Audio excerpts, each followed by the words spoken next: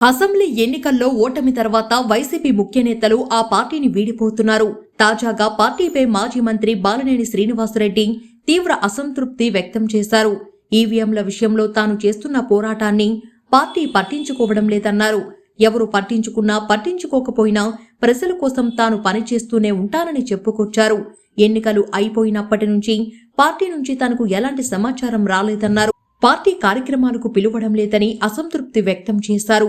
పార్టీలో తన మాట కూడా వినేవారు లేరని ఓ మీడియా ఛానల్తో మాట్లాడుతూ బాలినేని అసంతృప్తి వ్యక్తం చేస్తున్నారు. ఎన్నికలు అయినప్పటి నుంచి తాను పార్టీకి దూరంగా ఉన్నానని చెప్పుకొచ్చారు. మాట్లాడితే జనసేనలోకి వెళ్తానని ప్రచారం చేస్తున్నారని, ఆ పార్టీలోకి వెళ్లకుండా కొంతమంది కుట్ర చేసి ఈ ప్రచారం చేస్తున్నట్లుగా ఉందని అనుమానం వ్యక్తం చేశారు. తనపై రాజకీయంగా దాడి చేస్తున్నారని ఆయన అంటున్నారు. ఇటీవల ఆయనపై భూకబ్జా ఆరోపణలు ఎక్కువగా వస్తున్నాయి. దీనిపై స్పందించిన ఆయన తనపై రాజకీయంగా దాడి జరుగుతుందని ఆరోపించారు. ప్రస్తుత ప్రభుత్వం తనపై సిఐడితో అయినా విచారణ చేయించుకోవచ్చని సవాల్ విసిరారు.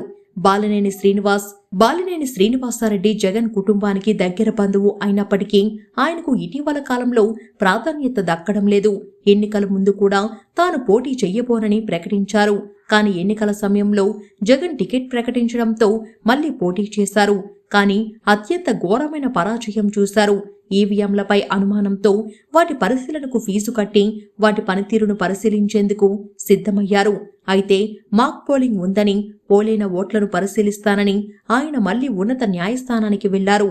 తాజాగా బాలినేని చేసిన ప్రకటనను చూస్తే ఆయన వైసీపీకి షాక్ ఇవ్వడం ఖాయంగా కనిపిస్తుంది. గతంలో కూడా చాలాసార్లు ఆయన జనసేనలోకి వెళ్తారన్న ప్రచారం జరిగింది. ఇప్పుడు దాన్ని నిజం చేస్తూ తాను జనసేనలోకి వెళ్లకుండానే ఇలాంటి రాజకీయ కుట్రలు జరుగుతున్నాయని అంటున్నారు.